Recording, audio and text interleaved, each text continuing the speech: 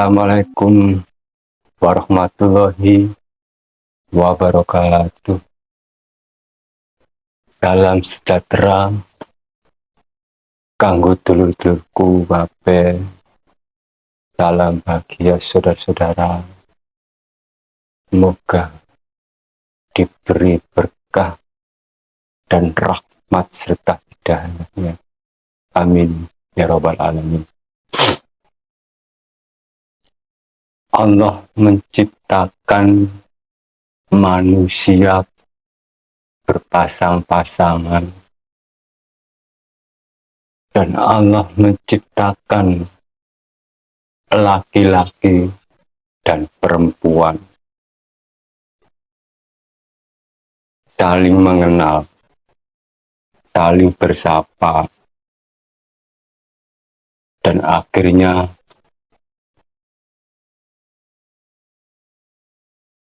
memenuhi sesuatu panggilan, memenuhi sesuatu hasrat untuk saling mencintai dan untuk saling menyayangi.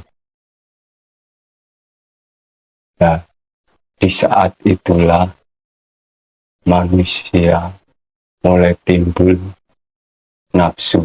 Nafsu ini wis metu.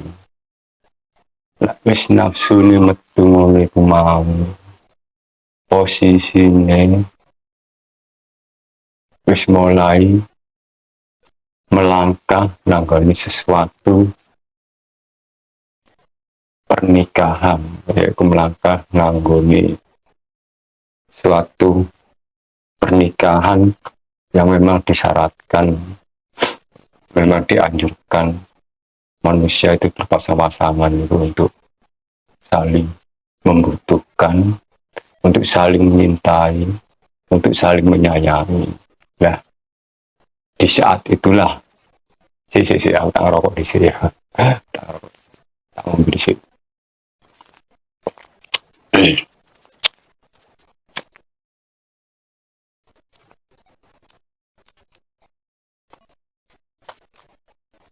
Di saat itulah wong lanang wong wedok iku mulai mempunyai perasaan setelah menikah, ya kan? Dia memulai meluapkan sesuatu hawa nafsu, yaitu melalui malam perkawinan, malam pertama. Dari hawa nafsu itulah terus timbul darah-darah yang begitu panas, timbul darah-darah yang begitu hebat, ya, dari kedua pasangan itu mau.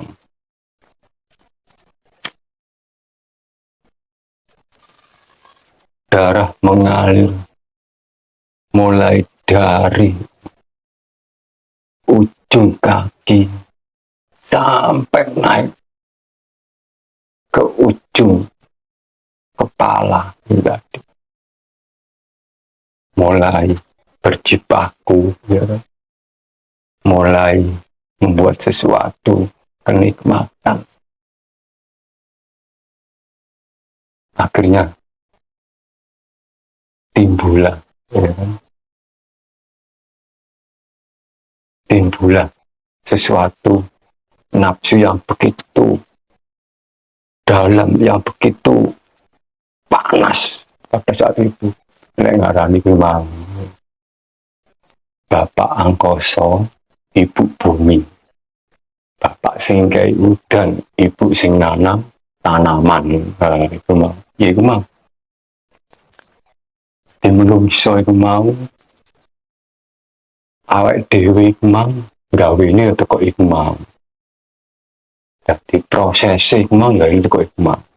Jadi setelah melampaui sesuatu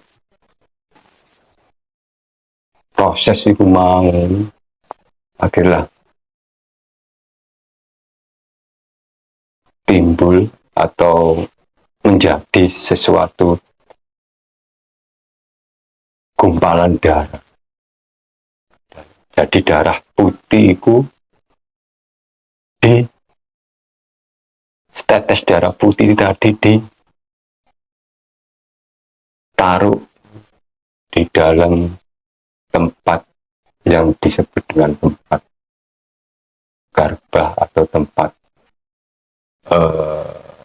kantong rahim, dan disitulah darah putih mulai diproses sampai menjadi gumpalan darah itu, Mas.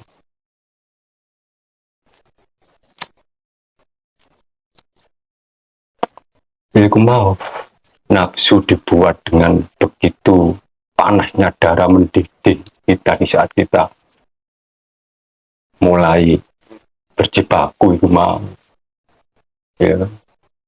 Akhir dari umur 1 minggu, dari umur 1 minggu sampai umur sebelum 120 hari, itu sang ibu dan sang bapak itu mempunyai suatu keputusan di mana dia terus meluapkan suatu nafsu yang begitu sangat-sangat hebat, ya, sangat-sangat hebat. Dari proses 1 minggu sampai 120 hari itu tadi, membuat proses terus,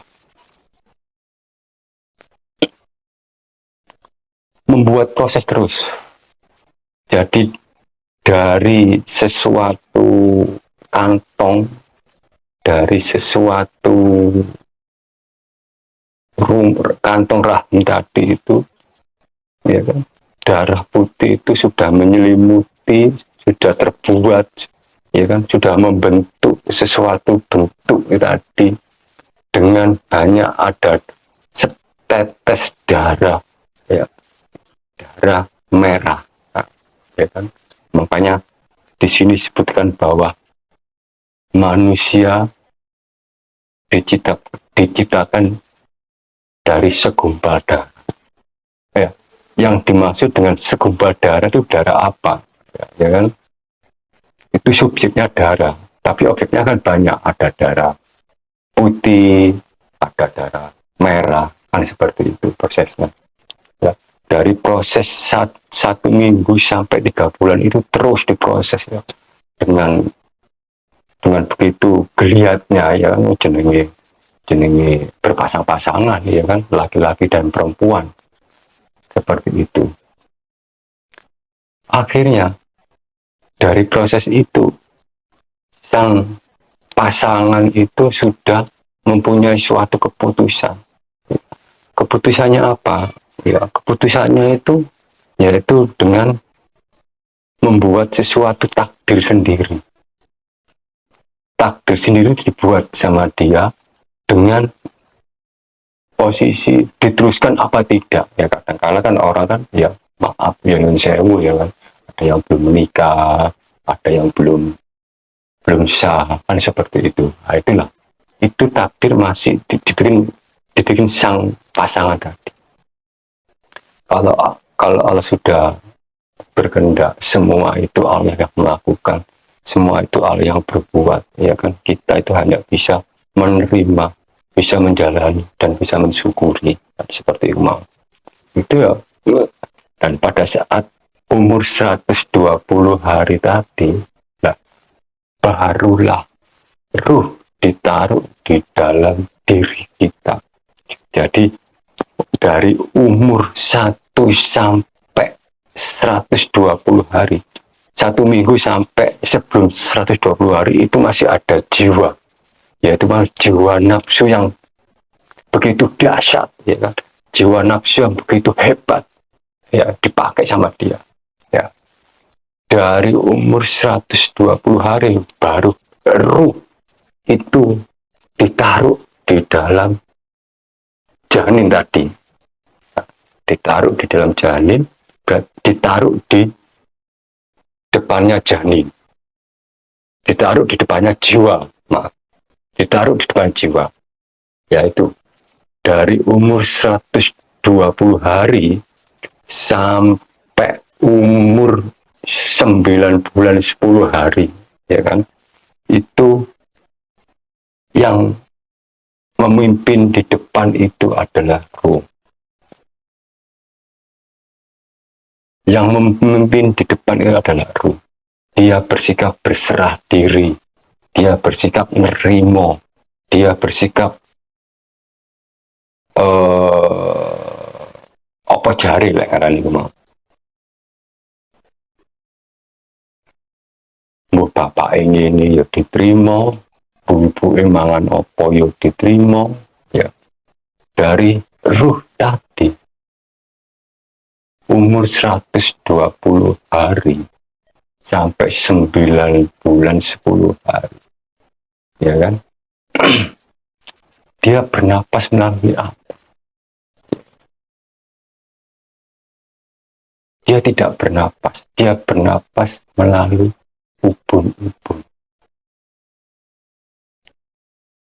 Nah, dari proses 120 hari tadi sampai 9 bulan 10 hari itu terus proses. Ya. Setelah proses, ya dari umur 90 hari itu proses menjadi tulang, menjadi daging, menjadi kuping, menjadi pangrungu, menjadi hidung, menjadi pangucap, semuanya dari proses itu, ya kan? Sampai umur 9 bulan 10 hari baru si jabang bayi itu lahir dari garba seorang ibu. Itu jiwanya masih jiwa ruh yang di depan.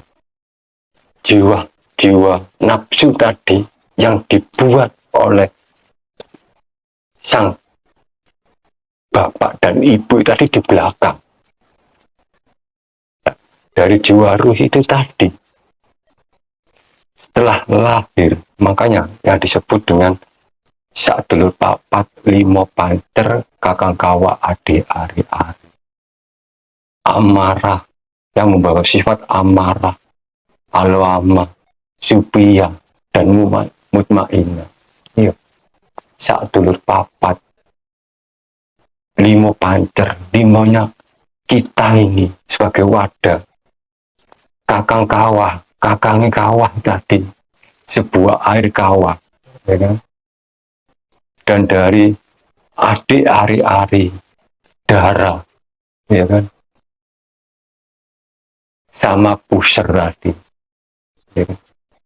Jadi bayi lahir itu diselimuti atau diselimuti dengan sebuah lendir, ya. Nah, lendir itulah lendir nafsu yang dibuat oleh bapak ibu tadi, Mas, ya. Lendir nafsu yang dibuat bapak ibu tadi. Nah, dari proses itulah akhirnya si jabang bayi tadi menangis, ya kan, menangis dengan tangisan pertama, dan disitulah ruh itu berkata, ya Allah, begitu berat diriku, engkau menaruhku di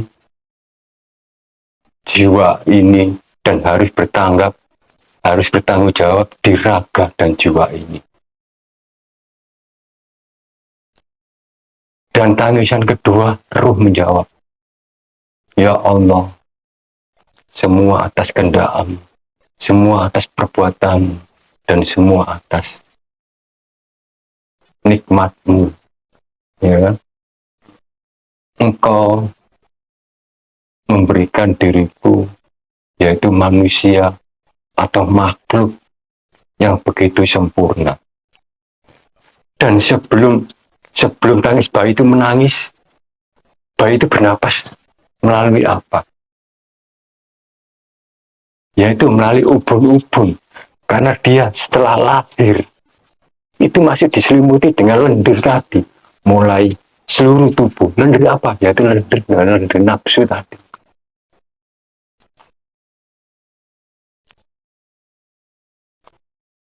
Dan dari tangisan itulah akhirnya ruh masih memimpin di depan, ya, masih memimpin di depan. Setelah tangisan kedua itu baru si ibu itu menyusui anak, ya kan, netek nangoni ibu akhirnya ruh, akhirnya jiwa itu tadi memimpin di depan dengan dia ditetek, ya kan, dengan penuh dengan nafsu, dengan penuh dengan jiwa yang penuh dengan rasa nikmat, ya. Dia ditetek sama ibu. Setelah ditetek, ya kan, saat ditarik teteknya tadi, dia menangis begitu hebat. Ditetek lagi, dan terus menerus. Nah, di saat itulah akhirnya jiwa nafsu itu memimpin sampai saat ini.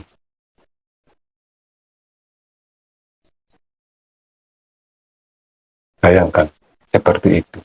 Nah, itulah tadi proses di mana nafsu dibuat. Ya. Semua itu atas nikmatnya sing kuwasa, atas perbuatan sing kuwasa, atas kodrat dan iradat sing kuwasa. Kita sebagai manusia hanya bisa menjalani, di mana kita harus bisa mengendalikan nafsu tadi, ya. Nafsu amarah yang bersifat dengki, sombong, ya kan? Marah, nafsu supia yang bersifat kikir dengan tahta, dengan harta, nafsu alwama yang bersifat murka akan nafsu makan, minum, dan sebagainya semuanya. Dan nafsu mutmainah yang bersifat ibadah.